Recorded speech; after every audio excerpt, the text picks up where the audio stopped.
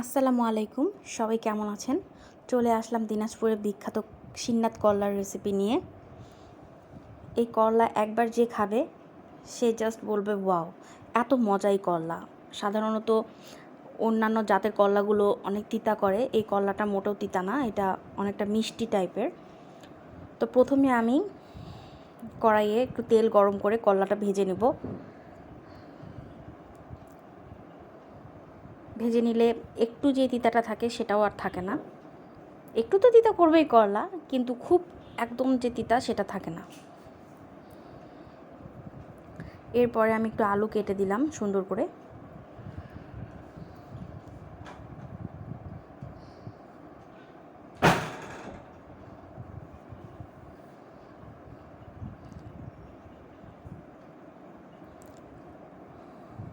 আলুটা দিয়ে দেওয়ার পরে আমি একটু মরিচও দিয়ে দিব।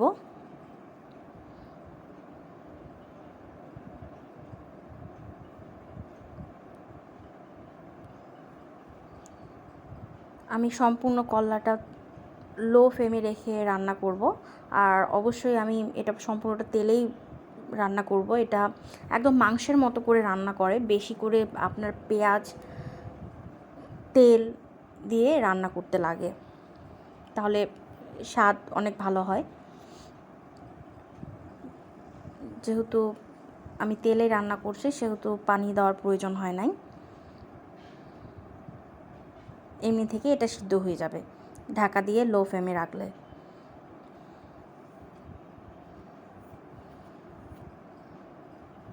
আপনাদের অঞ্চলে এই শিন্নাত করলাকে কি বলে আমি জানি না, যদি আপনারা এই করলাটা খেয়ে থাকেন অবশ্যই জানাবেন।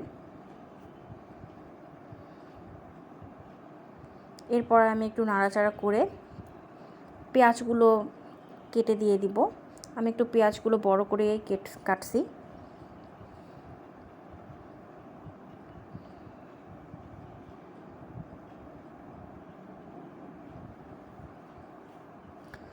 পেঁয়াজ দেওয়া হয়ে গেলে আমি একটু লবণ আর 1 চামচ হলুদ গুঁড়ো দিয়ে দিলাম।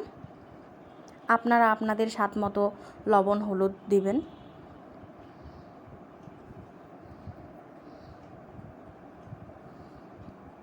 এরপরে আবার একটু নেড়ে চেড়ে নিব।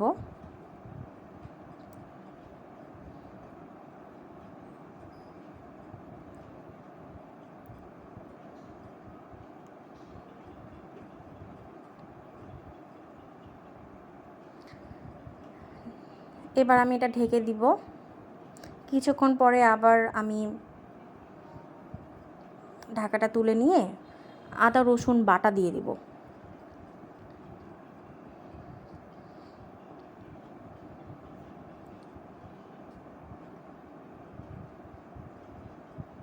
দেখতেই পাচ্ছেন অনেকটাই সিদ্ধ হয়ে গেছে।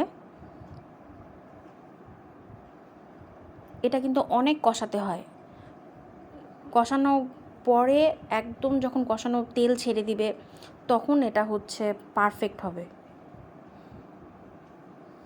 আবার ঢাকা দিয়ে দিব সিদ্ধ হওয়ার জন্য। কিছুক্ষণ পরে আবার আমি ঢাকাটা তুলে নিলাম। দেখেন অনেকটাই সিদ্ধ হয়ে গেছে। আমি একটু নেড়ে চেড়ে সামান্য জিরার গুঁড়ো দিয়ে দিব, তাহলে সেন্টটা ভালো হয়।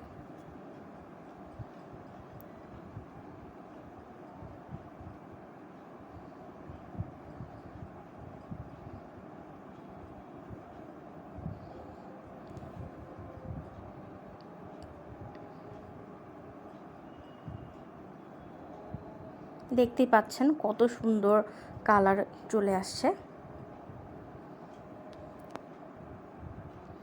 আমি আর একটু সুন্দর কালার হওয়ার জন্য শুকনা মরিচ গুঁড়ো 1/2 চামচের মতো দিয়ে দিছি। আপনারা চাইলে স্কিপ করতে পারেন, শরীরের জন্য এটা ভালো না। আমার যেহেতু একটু কালার আমি চাইছিলাম নিয়ে আসতে, তাই আমি এটা ব্যবহার করছি।